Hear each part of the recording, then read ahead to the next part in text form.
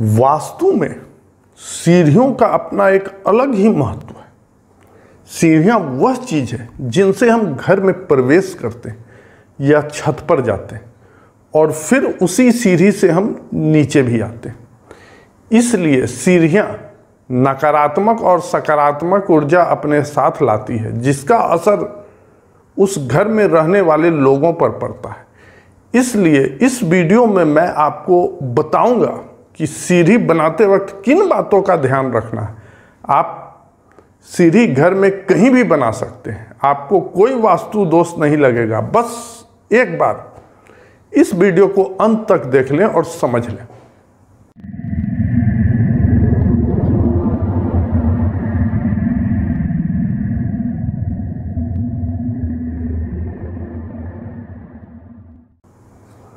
नमस्कार दोस्तों, astrology and Vastu by J V. Raman में आपका स्वागत है।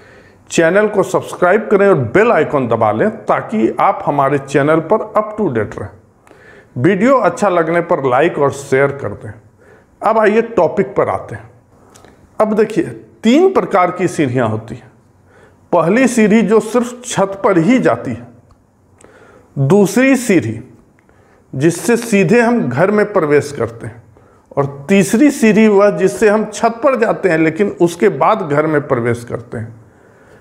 अब जिस सीढ़ी से हम सीधे घर में प्रवेश नहीं करते हैं उसमें वास्तु दोष की संभावना नहीं के बराबर हो जाती है। ऐसा मैं क्यों कह रहा हूं यह मैं आपको आगे वीडियो में बताऊंगा। अब मैं आपको जो बताऊंगा वह ग्राफिक्स पर भी दिखेगा। घर में एंट्री किस जगह से होनी चाहिए और क्यों होनी चाहिए। जो भी आप ग्राफिक्स पर हरा रंग से देख रहे हैं वह शुभ माना जाता है घर की एंट्री के लिए, अगर वहां दरवाजा होता है तो, क्योंकि वहां से पॉजिटिव एनर्जी आती है, यानी सकारात्मक ऊर्जा आता है। और जो लाल रंग से देख रहे हैं, अगर वहां से घर की एंट्री के लिए दरवाजा होता है तो वह अशुभ माना जाता है, क्योंकि वहां से नेगेटिव एनर्जी आती है, यानी नकारात्मक ऊर्जा आता है। अब जो सादा रंग से देख रहे हैं, अगर वहां से घर की एंट्री का दरवाजा होता है तो उसे सामान्य माना जाता है, क्योंकि वहां पॉजिटिव और नेगेटिव यानी सकारात्मक और नकारात्मक ऊर्जा दोनों ही आते हैं। सीढ़ी के लिए वास्तु में सबसे अच्छी जगह साउथ वेस्ट यानी दक्षिण पश्चिम को माना जाता है, क्योंकि घर का दक्षिण पश्चिम कोना पूरब और उत्तर कोने से ऊंचा होना चाहिए, और सीढ़ी बनने के बाद वह कोना आपरूपी घर के सबसे ऊंचा हो जाता है। अगर आप सीढ़ी कहीं भी बनाते हैं और अपने दक्षिण पश्चिम के कोने को ऊंचा कर लेते हैं तो आपका वास्तु दोष समाप्त हो जाता है। एक प्रश्न और आता है कि सीढ़ी क्लॉकवाइज होना चाहिए या एंटी क्लॉकवाइज होना चाहिए। तो आइए पहले समझते हैं क्लॉकवाइज और एंटी क्लॉकवाइज को। अब हम इस बोतल से समझते हैं कि एंटी क्लॉकवाइज यानी घड़ी के उल्टा। अगर इस ढक्कन को एंटी क्लॉकवाइज घुमाते हैं तो देखिए क्या होता है। ढक्कन खुल गया और इसमें कोई भी चीज प्रवेश कर सकता है। अब देखिए, इस ढक्कन को अगर हम क्लॉकवाइज घुमाएंगे तो क्या हो रहा है, ढक्कन बंद हो जाता है। अब इसमें कोई भी चीज प्रवेश नहीं कर सकता है।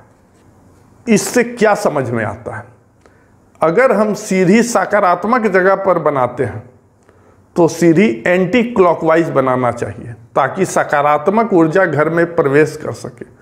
और अगर सीढ़ी नकारात्मक जगह पर बनाते हैं तो सीढ़ी क्लॉकवाइज बनाना चाहिए ताकि नकारात्मक ऊर्जा घर में प्रवेश नहीं कर सके। अब कुछ बातों का ध्यान रखना जरूरी है। सीढ़ी के नीचे बाथरूम, किचन, पूजा घर नहीं होना चाहिए। सीढ़ी घर हमेशा साफ सुथरा रहना चाहिए। सीढ़ी में स्टेप कितना होना चाहिए, इसमें बहुत कंफ्यूजन है। इसलिए सीढ़ी चढ़ते वक्त मुंह के सामने वाले दीवार पर एक बड़ा सा आईना लगा दें। मैं उम्मीद करता हूं कि आप लोग समझ गए होंगे कि सीढ़ी कहीं भी बना सकते हैं। बस ऊपर बताए बातों का ध्यान रखें। सकारात्मक ऊर्जा वाली जगह पर एंटी क्लॉकवाइज सीढ़ी बनाएं और नकारात्मक ऊर्जा वाली जगह पर क्लॉकवाइज सीढ़ी बनाएं। सीढ़ी चढ़ते वक्त मुंह के सामने वाले दीवार पर एक बड़ा सा आईना लगा दें। घर के दक्षिण पश्चिम के कोने को पूरब उत्तर से ऊंचा रखें। सीढ़ी घर को साफ सुथरा रखें। सीढ़ी के नीचे किचन, बाथरूम या पूजा घर नहीं बनाएं। अब आपको समझ में आ गया होगा कि मैं शुरू में मैंने क्यों कहा था कि जिस सीढ़ी से हम सीधे घर में प्रवेश नहीं करते हैं उसमें वास्तु दोष की संभावना ना के बराबर है। अगर उसके नीचे पूजा रूम, बाथरूम या किचन हम नहीं बनवाते, क्योंकि वह सीढ़ी आपके घर के अंदर नकारात्मक ऊर्जा नहीं पहुंचा सकती है।